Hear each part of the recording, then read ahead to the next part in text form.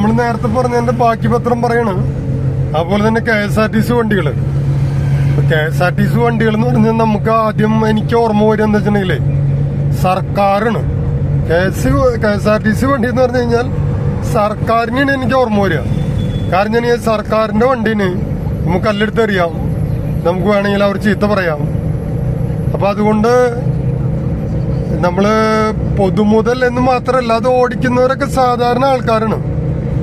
അവരെയും നമ്മൾ സർക്കാരിന്റെ ഗണത്തിൽ പെടുത്താൻ പാടില്ല. കാരണം വെച്ചിട്ടുണ്ടെങ്കിൽ അപ്പൊ അതുകൊണ്ട് സർക്കാർ വണ്ടിയാണ്, അവരിടിച്ചു കഴിഞ്ഞൊന്നും കുഴപ്പമില്ല, അവർക്ക് എന്തെങ്കിലും പറ്റി കഴിഞ്ഞാൽ കുഴപ്പമില്ല, അങ്ങനെ നമ്മൾ വിചാരിക്കാൻ പാടില്ല.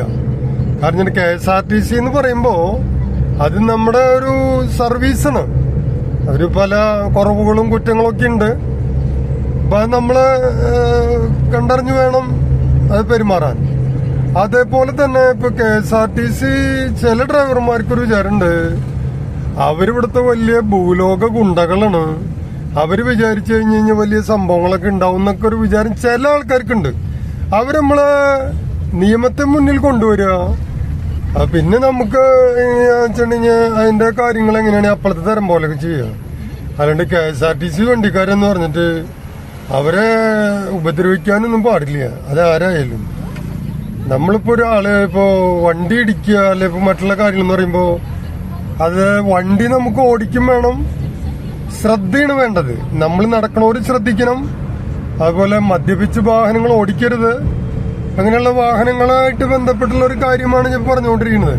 ഇപ്പൊ എന്റെ ഇപ്പൊ ഒരു 500 രൂപ പോയിന്നുണ്ട്, അവിടെ ഒരു ക്യാമറ വീണ്ടും പെട്ടു. എന്നാലും വീണ്ടും ഒരു 500 പോയാലും ഒരു മെസ്സേജ് ജനങ്ങളിലേക്ക് എത്തട്ടെ, അല്ലെങ്കിൽ നമ്മുടെ പ്രോഗ്രാം കാണുന്നവർ അത് ഉൾക്കൊള്ളട്ടെ. എന്നോട് പറയാറുണ്ട്, സോൾമന് പറയാറുള്ളത് വെട്ടി തുറന്ന് പറയാം, പിന്നെ വരുന്നൊക്കെ നമുക്ക് നോക്കാം.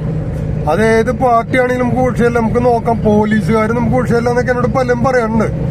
അത് വെട്ടി തുറന്ന് പറഞ്ഞു നമ്മൾ നഗ്ന സത്യങ്ങൾ വിളിച്ചു പറഞ്ഞു കഴിഞ്ഞു കഴിഞ്ഞാൽ അവനെ ക്രൂശിക്കുന്ന ഒരു സമൂഹമായിട്ട് മാറുകയാണ്. ഇപ്പോ ലേഡീസ് പറഞ്ഞു മോഹൻലാല് അങ്ങനെ ചെയ്തിട്ടുണ്ടെന്ന്. മോഹൻലാല് പറഞ്ഞു സവാലഗിരി ഞാൻ അങ്ങനെ ചെയ്തിട്ടില്ല മോനെ ദിനേശ എന്ന് പറഞ്ഞു. അപ്പൊ ഞാൻ അത് പറയുമ്പോൾ ഒരു തമാശയായിട്ട് നിങ്ങൾക്ക് തോന്നും. അപ്പൊ എന്താ വെച്ചിട്ടുണ്ടെങ്കിൽ തമാശയെ കൂടെ കാര്യം പറയാന്നുള്ളതാണ് കോമഡി സ്റ്റാർസുകളുടെ പ്രത്യേകത. അപ്പൊ അവരെ നിങ്ങൾ അങ്ങനെ കാണരുത്, ഭിക്ഷാരിയെ അങ്ങനെ കാണരുത്, ഒരു കോൺഗ്രസ്സുകാരനായതുകൊണ്ട് അങ്ങനെ കാണരുത്, അല്ലിപ്പോ നമ്മുടെ ഉണ്ണി മുകുന്ദൻ അങ്ങനെ വന്നുകൊണ്ട് അങ്ങനെ കാണരുത്, ഇങ്ങനെ കാണരുതെന്നൊക്കെ ഞാൻ പറയാൻ കാരണം എന്ന് വെച്ചിട്ടുണ്ടെങ്കിൽ ഒക്കെ പൊളിറ്റിക്സിലേക്ക് പോയി കഴിഞ്ഞാൽ അത്രയ്ക്ക് സുഖമാവില്ല. നമ്മൾ വിഷയത്തിൽ നിന്ന് വീണ്ടും മാറി പോകുന്നു. ഞാൻ നിങ്ങളുടെ സ്വന്തം സോളമൻ അഡാട്ട് വീണ്ടും വരുന്ന